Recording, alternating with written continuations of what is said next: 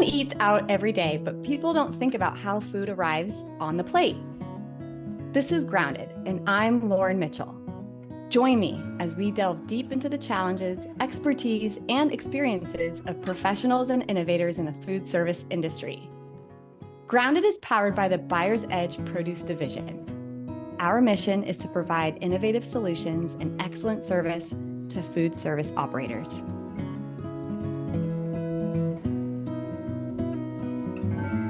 Hey, welcome to Fresh from the Field, where we give an update on what's going on as far as fresh produce out in the industry and in the fields. This week, I have Stephanie File, our Chief Procurement Officer, giving us an update on how things have landed in Yuma. For those of you who are aware, the transition is a period where we move product from Salinas into Yuma, and that season has now officially, quote, ended and landed in Yuma. So Steph, how did that go and what can we expect for the next couple weeks? Yes. Hey, Lon, thank you. And I hope everybody had a great Thanksgiving. We did. We had a great transition this year. Over the past several years, we've had a lot of ups and downs with transition. This year, transition went very smooth. Growers did work very hard to plant seeds that were resistant to INSB. And that was a tremendous win. We did not see the issues with the virus this year, and we landed in Yuma with a lot plentiful product. We did see issues with carrots and berries, but even those items seem to be getting better now. This December, we hope to see plentiful supply in lettuce, broccoli, cauliflower, and more. Keep updated by checking out our weekly market reports, and let's hope that things keep running smoothly. Awesome. Thanks so much. Thank you. Today's guest is the founder and CEO of Everytable, a restaurant chain on a mission to transform the food system to make delicious and healthy food affordable and accessible to everyone, everywhere. He's also the founder and board member for Feast and author of For the Love of Money. I am so excited to have you, Sam Polk. Welcome to the show. Thanks for having me. It's good to be here. Yeah. Difficult to track you down. You're a busy guy. I've got it's hard, as you know, running a big food business with fresh prepared food. Yeah. Yes, it is. So I want to get into that. I've been very passionate. I've seen a lot about Everytable. It's certainly a standout concept. But before we go there, you're named a social entrepreneur in the industry. Tell us what that means and where it was born in, because I know that you haven't always been in this food service space.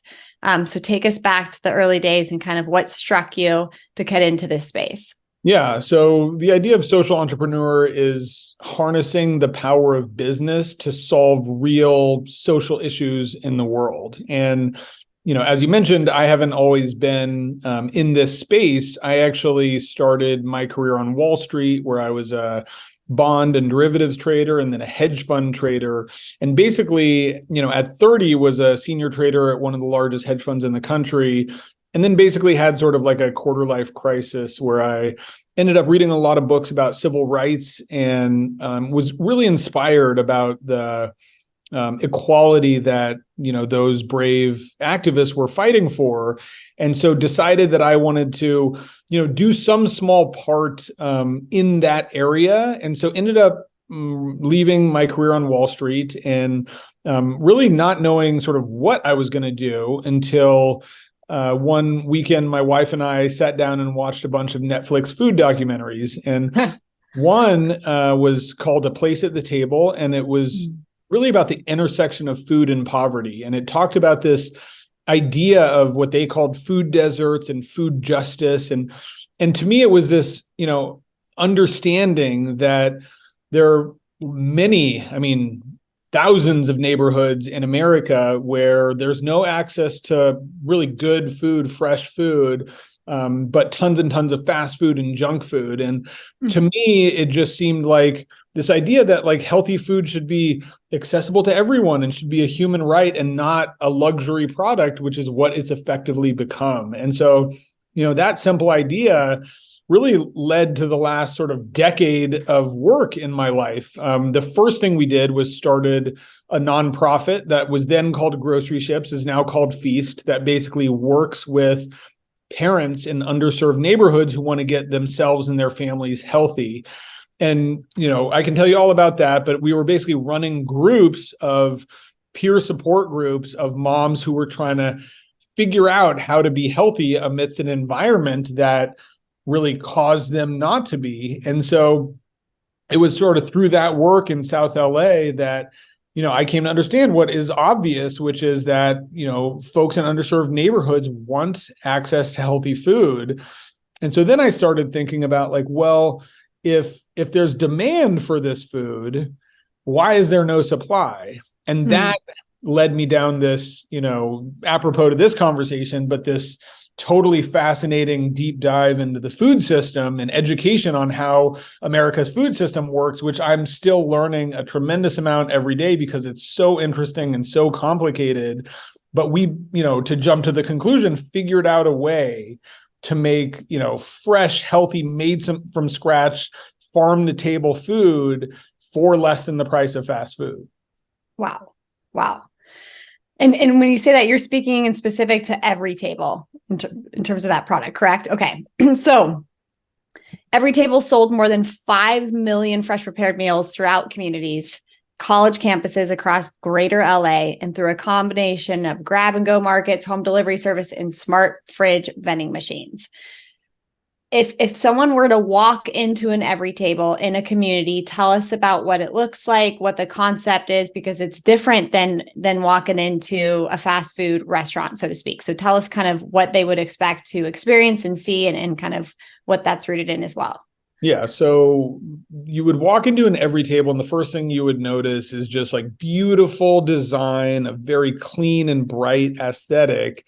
And there would be tables for people to eat at, and you would probably see some of those tables filled. And then there would be a wall of refrigerators similar to what you'd see at Pret-a-Manger in New York City, with all of these, freshly prepared items, including sandwiches, salads, wraps, hot plates, which is actually our biggest seller. So for hot plates, think about a roast salmon with a lemon maple sauce and brown rice, or a Jamaican jerk chicken with coconut beans and rice. And then also fresh made bakery and desserts that we make that are all gluten-free, and many are vegan and using fresh whole food ingredients that we bake from scratch. And then a collection of, drinks and desserts and juices to really round out the meal. And so you'll see people, coming in for lunch and eating with a group of people, or you'll see people coming in and buying, 5 or 6 meals that they can keep in their own fridge for the rest of the week. Very cool. And so the price point, would I be correct in saying that it's different based on the community it's serving? Yeah, we basically have two sort of structural pricing. And we do this because, going back to our mission of making nutritious food accessible to everyone everywhere, we wanted to make sure that we were bringing value to all of our customers, but that we were also truly accessible to all customers. And so, our higher price points, which you'll find in neighborhoods like Chelsea in New York or Santa Monica in Los Angeles, we're selling meals for $7 or $8. So incredible prices. But a ton of our stores are in what you might call food desert neighborhoods like Compton and South LA and Watts and East Los Angeles. And in those neighborhoods, we'll sell the same meals for a couple bucks less. So, $5 to $7. And the key to this is that, it is true that we're taking sort of like rent costs lower in underserved neighborhoods, but we're also just taking lower gross margin. And the reason we're doing that is because we want to make sure that we're accessible for everyone, but we also wanted to make sure that we're profitable in every store. So I think that's a really important thing to us, which is that this is not, a charitable structure. Like, it's charitable in terms of like our ethos, but the thing that we wanted to make sure of is that we can make profit in stores in underserved neighborhoods. And that was important to us because it kept our eyes focused on our true customer. I mean, everybody's our customer, but, more than anything, we want to please that, 27-year-old in Compton who has huge ambitions for her life and really wants to figure out how to make it in a world that is increasingly tough to make it in. And so we wanted to have her back and make sure that we were sort of addressing her needs in the most appropriate way. I want to ask about your franchising model. I read about it and it has captivated me ever since. And I want to just, first of all, make sure I have my facts straight. But is it true that you provide a pathway for your employees to eventually become franchisors if they like? Is that still a model in place? 100%. And, I think the big theme for all of Everytable is that we want to do things that are making the world a more equitable place while also building a massively economically powerful business. And so if you think about franchising, like there's a lot of reasons, good reasons that these major chains, McDonald's, Burger King, Taco Bell, Chick-fil-A, all these guys do franchise. And that's because it really lowers the capital that you as the business need and puts that risk and the need for capital on the franchisees, and also motivates them because now they're their own business owner. So we love that model for capital reasons. But we started looking at franchising and we came to understand that, like so many industries in America, it was really only for people who had been able to accumulate a lot of capital. And, on some level, that's about, talent and hard work. But on another level, it's just clear that with significant talent and hard work, there's still a correlation to what zip code you were born in and what opportunities that provides you. And so we said, maybe we can use this model to help sort of address those structural inequalities. And so we went to, major foundations like Kellogg Foundation, Annenberg Foundation, Dignity Health Foundation, Kroger Foundation, and basically got capital that they would have ordinarily donated as grants, but we said, give us that capital, and we will lend that capital to these entrepreneurs who are managers in our stores, who are kicking butt, incredibly talented, but just don't have either the capital saved or really access to credit. But we can vet them because we know them and they work hard for us. And, we've seen that over the years. And so we'll lend them the money that comes from these foundations so that they can own their own Everytable stores. And, to date, we've raised in the neighborhood of, I think, $18 million for this, and we'll keep raising. And frankly, if we're successful with this, with rolling it out at scale, it will be the primary way that Everytable rolls out stores across the country. Wow. Investing in your people. That is amazing. I love that. Again, that's how I was drawn to you. That's what I read about. And we deal with a lot of different franchise models, and that's just so unique and so special to the Everytable brand. So my hat goes off. Appreciate that. So besides the storefronts, I saw smart vending. That's certainly something that we're popping up with, everything from Simply Good jars to Farmer's Fridge. And, for those folks who don't, may not wrap their brain around smart vending, if you're walking through the airport, you see a refrigerated cooler space, you can get, a salad or quinoa in a jar. What drives the items that you're selecting to produce on the menu? How quickly can those change? I guess it also just speaks to, do you prep and cook the food in the restaurant, or is it a commissary base? For those in supply chain, kind of talk to us a little bit more about the structure of where the food's getting prepared and how you're selecting the items. Well, I mean, that is the basically like very simple but very dramatic structural difference that Everytable put in place versus a standard restaurant chain. So take Sweetgreen, for example, which we're big fans of. I think they do an incredible job. So Sweetgreen is, let's say they open 30 restaurants in Los Angeles. Well, each of those restaurants is really its own food production facility. And, good for them. They do it really well. It's really fresh. It's really delicious. But the problem with that, from our perspective, and just from Everytable's mission, which is that because every restaurant is its own food production facility, that means you have to buy equipment for every one of those restaurants. You have to have duplicative sets of teams. You have to pay a lot of rent to house a kitchen and all of those. And then you need a lot of people to operate those locations. And so for all of those reasons, it means that you have to charge $15 a salad. Like Sweetgreen gets a lot of grief for an expensive salad, but they're actually a pretty good deal because all the fast casual restaurants are doing that, because when you're making food on site, it's expensive. Well, the problem with people in South LA is not, in terms of food, is not that they don't like salads, it's that they can't pay $15 for a meal.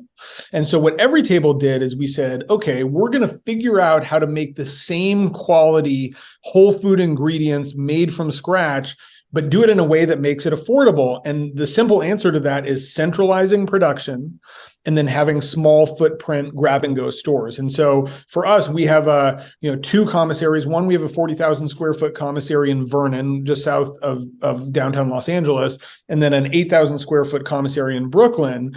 And at these locations, we're taking ingredients often directly from farms. We're cooking everything from scratch. So, our cooler is like produce, raw protein and grains, et cetera. So we're not getting pre-cooked stuff. We're not just an assembly shop. Like, we're actually doing cooking, but we're doing it at scale. And so, you imagine you're, baking chicken for 10 salads, and then imagine you're baking chicken for 10,000 salads. Like, it's just a different scale, even though it really is the same process at the end of the day. And then we'll take those meals and package them in grab and go containers. And then we have a fleet of our own refrigerated vehicles that take these meals to our stores. And if you remember the description I gave of like a Sweetgreen, our stores are sort of just more efficient in capital and operation expenses versus those. So, a standard restaurant will be 2,000 square feet of space. Ours will be 700. A standard restaurant will cost $1.5 million to build. Ours will cost 300,000 because there's no hood, there's no back of house kitchen. It's basically just refrigerators, tables, stuff to heat the food, and that's it. And so because of that, because we're not doing any food prep, we also can operate those locations with a single person. And so you can see it's the combination of the efficiency at the kitchen and the ability to staff those locations with a single person that can do, $700,000, $800,000, $900,000 of revenue that drives the sort of like efficiency that drives the cost down. Love it. So commissary essentially in LA, one in New York. Do you have plans to expand to a different state in 2024 or 2025? Or are you just going to stick within the radius of LA and New York for now? We have, full nationwide plans. I think next will probably be the Midwest and Texas and Florida. At the same time, as you can imagine, like the power of this model is really in the density within a geographic area, which is also why we actually run so many businesses from this same commissary. And what I mean by so many businesses is like, the funny thing about healthy meals is like, everybody wants to eat them, and there are so many different opportunities or reasons for you to eat them. You could be at home, you could be out and about on the go, you could be at work, and then more and more, it could be provided to you as a benefit from the government or subsidized by your medical insurance because they want you to be healthy, et cetera. And so, on one level, Everytable is a very simple business where we're basically making fresh, delicious meals and bringing it to a refrigerator near you. And we're just doing that over and over again. But we've also had to develop the ability to like sell into hospitals and sell into the government and run our own stores and build a smart fridge business so that we can create that density within a market. Because we didn't even get into this, but like that's the big challenge of fresh prepared food, is that it goes bad really fast, right? We've only got 5 or 6 days of shelf life, whereas most of the food that dominates the American landscape is shelf stable stuff that can last for years. So if you think about why the food system looks like it does, and by which I mean dominated by fast food and dominated by consumer packaged goods like Doritos and Pepsi and cereal, is because when those guys are making Doritos, they can make it in a massive, massive factory with huge economies of scale, huge automation. And then because it never goes bad, they can send it all over the world. It can sit on retailers' shelves forever. So retailers love it because they have no inventory risk, and customers love it because that structure makes it low prices, which is why it dominates the world, because we were making, and it's very tasty,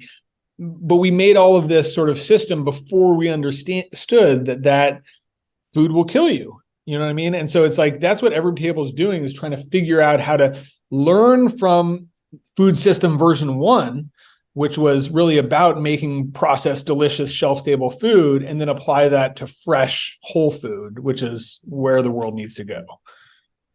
So you tackle the greatest challenge, which is one of my questions. What is the greatest challenge to your business model? And I would agree. I would say it's just the predominance of fresh items on the menu and just knowing the shelf life and getting them to plates. But what would you say is a disruption in first of all, our US right now that's actually creating the greatest opportunity for this concept? I mean, I would say two things. Like, one is like consumer sentiment is changing, right? Like, I like McDonald's as much as anybody else. It's delicious. I think we're all clear that you can't eat that every single day for, your whole life without consequences, right? So people want fresher, healthier food. And then the second thing is like, and this is like a terrible sort of tailwind for our business, but unfortunately, given the obesity crisis and diabetes crisis, like it's become clear that as an economy and as a country, we cannot afford the level of sickness that our food system is creating, which means there's a tremendous amount of government dollars and healthcare industry dollars going into food as medicine. Being new to this space within the last decade, let's say, what has surprised you the most about the restaurant and food service industry? I mean, that's a really good question. Like, I think that it is, first of all, like very complicated, and it is very sort of like disjointed, and disjointed is not the right word. It's like, what is it called? Like not concentrated, unconcentrated. And so there's so many different parts of it all sort of working together like an organism, but not a lot of sort of like thought put through together on sort of like how it should be structured. So it's almost like you find these different avenues of like who makes equipment and who repairs equipment and who even knows about that equipment. Like what I wish was that there is an Amazon that is like, here's all the food production equipment that I can just buy. But instead I've got to call like John in Cincinnati, who's the one guy that understands like what kind of onion peeler I need to get, basically. Fair enough. All right. So how about brand focus? Other than the food being fantastic, why should people choose Everytable? I mean, if you think about, I would say that there's a few things. Like our value propositions are pretty clear, right? It's like incredibly affordable, incredibly delicious, incredibly healthy, and incredibly fresh, and incredibly convenient. The thing that we have learned about our customers is that our customers are not, people that hate cooking or hate real food and just don't want to be bothered by cooking. Like think about Soylent, for example. Like those are not our customers. Our customers are people that love fresh food, love cooking, but like all of us, we live in a modern world where we're just not able to cook for ourselves and our families every single day. And so what people end up doing with Everytable is they augment their fresh scratch cooking at home with Everytable because it's a great option for you. It probably, frankly, tastes better than when you cook, and it actually would save you money if you integrated both the ingredient cost and the time to go shopping and the time to prepare the food and clean up for yourselves. How about reverse logistics? So if you've got the stores with prepared meals and everything ready to go for either people to take away or to eat there, do you have an output for the food that you have left over, or is this kind of a space that you also feel could use some dedicated attention and focus in the industry? Well, first of all, I think there is a good player in the industry, too good to go, on this front. I think they're a good idea. I don't think they've made the economics work for the businesses that work with them yet. So I think there's an opportunity there. But if you think about it from our perspective, the goal is not to have any waste whatsoever. And what's really interesting about that is that the more distribution hubs, by which I mean stores, smart fridges, food service customers, e-commerce customers, the greater our ability to manage that waste. And what I mean is, one of the things that I learned pretty quickly was this idea of sort of statistical fluctuations, which is that if you go to one of our stores, if you go to our Hoover store in South Los Angeles, you may predict that we're going to sell 17 jerk chickens today. But the truth of it is, you have no idea. Like you may sell 17 on average, but one day you might sell 26, one day maybe 5, right? And that's because imagine like a tour bus comes by and 20 people get off, or somebody really likes jerk chickens and buys 7 for the week. And so what you have to do is know that you're not going to be able to accurately predict that from a daily basis. And you have to set up a system that allows you to correct for your mistakes in forecasting. And so what happens with our system is that like we know, and the really interesting is that that's true on an individual store level, but when you add all the stores together and all the smart fridges together, then it's actually really predictable. On a big macro level, you absolutely know in Los Angeles, I'm going to sell 27,000 jerk chickens today. And so what we'll do is we'll make 27,000 jerk chickens. And then at the last minute, we will say, okay, this store was supposed to sell 17 today or yesterday, but it only sold 10. So we're going to take the other 17 that we were going to send to this store and reroute it to a different store. And that ability to sort of like rebalance allows us to get closer and closer to 0% waste. And then we're probably going to implement something where we have a little shelf that is sort of like those bakery shelves that says, this actually did make it to the day of expiration. So 30% off. It's still great. If you want to eat it right now, you can get a great deal. Yeah, that ability to transfer within market is very unique to your model. And I was hoping that you were going to incorporate that as part of your response. That's fantastic.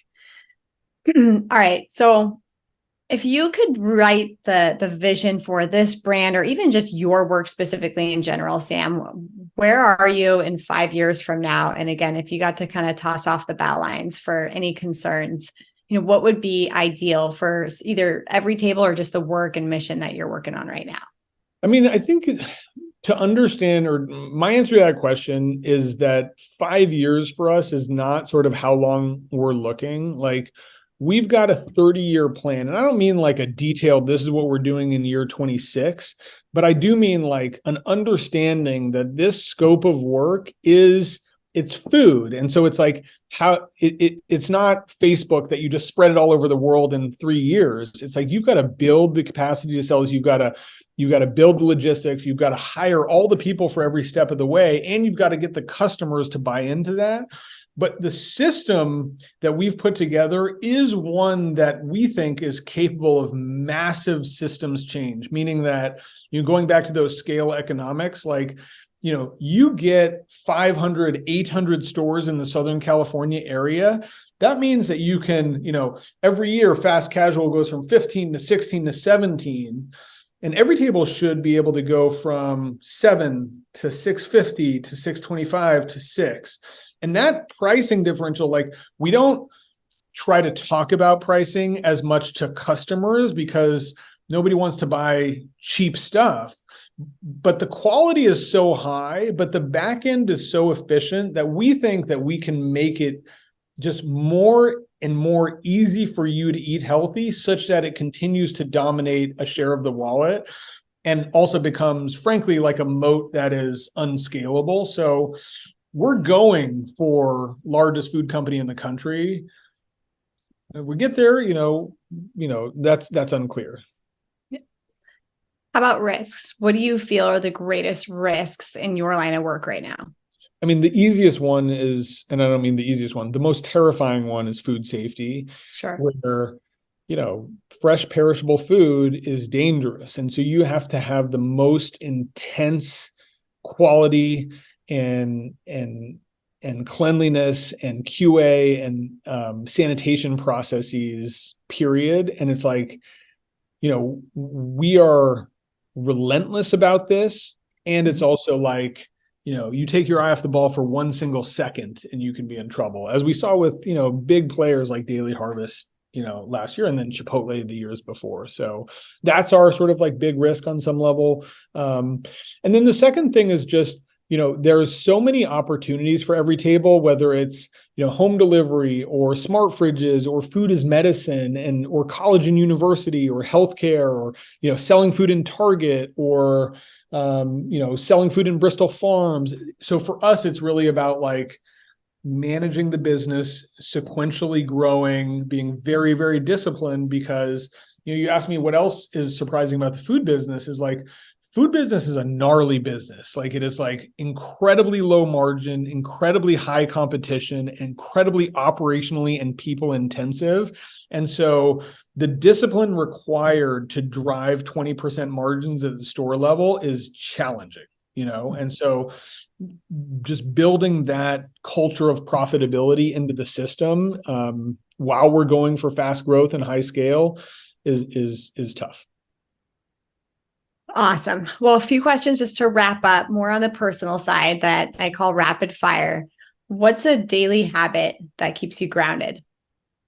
Just talking to my wife. I mean, my wife is, my best friend and my closest person and my rock. And she's an entrepreneur herself. So she's like, I'm probably the less talented one in the family. And so just, my time with her is what, keeps me going. Love it. How about a tool in your workday that saves you the most time? I have I basically carry multiple screens with me at all times. So I've got my MacBook and an iPad and a hotspot. And so I Uber everywhere, and I will set up in the back of the Uber with like my 3 screens. Wow. For hours. Best. Okay. Those that aren't familiar with living in LA, I have a brother who lives there. So he'll call me on his hour-and-a-half drives for 22 miles. That is a fantastic answer, Sam. Fantastic. Okay, to the next generation of supply chain, procurement, food service professionals, those coming up and into this industry, what is your best secret that you're willing to share? I don't know if this is a secret. It's more like a philosophy. My story was about taking the ambition that I had to do well on Wall Street and the sort of like deep care, sort of rooting for the underdog is one way to put it, but like my deep interest in like equality and justice and fairness and putting those together. And that's actually a key sort of value of Everytable is like taking multiple things and figuring out the best way to hold all of them together. And when I think about supply chain, what worries me about some of the idealistic folks that are coming up is that they're only seeing one side of the equation. So I have a lot of people that talk about, the stuff that they really care about, which is really important, regenerative, organic, et cetera. But in my mind, unless you can figure out how to make that work for everybody instead of just being a luxury product, then you're avoiding the real work that needs to happen. Good one. How about a mentor? Who's been a mentor for you? Oh, that's easy. I mean, I've got a lot, but my boss on Wall Street was a guy named Michael Meyer, who, I had a interesting childhood, let's say, that left a few scars. And when I got onto Wall Street, like this guy just sort of took me under his wing, and I became his assistant and then a lead trader for him. And then when I was moving on to a hedge fund, he was the one that helped me do that. And since then was the first investor into grocery ships, was the first investor in Everytable, and has been there every step of the way. So, wow, my gratitude to that guy is lifelong. And then the other one is Father Greg Boyle at Homeboy Industries, who, I don't know if you know Father Greg, but he is a guy that has built the largest gang recovery nonprofit in the world. And he's one of these people where you see him and it's like all the things that we think are important in the world, success and money and like getting ahead. And then you talk to a guy who has built his life on like compassion and love. And in a weird way, it like holds up a mirror to be like, we have this, what we think is important in the world, but this guy has figured it out. And if we were what's the name of his company?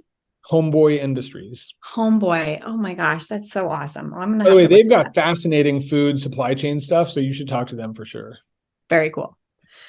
Sam, this conversation was even better than I hoped. You are a wonderful individual, and I just thank you so much for dedicating your talents to this part of the industry. For those that have listened and have a question, either in a space that they're currently trying to drive creativity and innovation in the food service arena, they want to reach out to you, what's a good place for people to find you? On LinkedIn? Yeah, I mean, I think there's two things. One, my email's sam@everytable.com, so you can email me. And then two is like I write a lot about sort of what we're doing and how I'm thinking about it on LinkedIn, and I think that's a great way to connect with a lot of people. For those that don't follow Sam on LinkedIn, he does write some amazing and just shares constant information about this part of the industry and what you're doing in general, which is, I love following you. So very cool. Hey, thank you so much for coming on today. Great conversation. Appreciate your time. Awesome. Thank you very much. Good to chat with you, Lauren. See you. Thank you, Sam. And that wraps up another episode. We have covered a lot of ground today. Thank you for joining. For show notes and our most updated market report, visit us at groundedthepod.com. Grounded is powered by the Buyer's Edge Produce Division. Our mission is to provide innovative solutions and excellent service to food service operators by leveraging technology, talent, and an insatiable appetite to improve.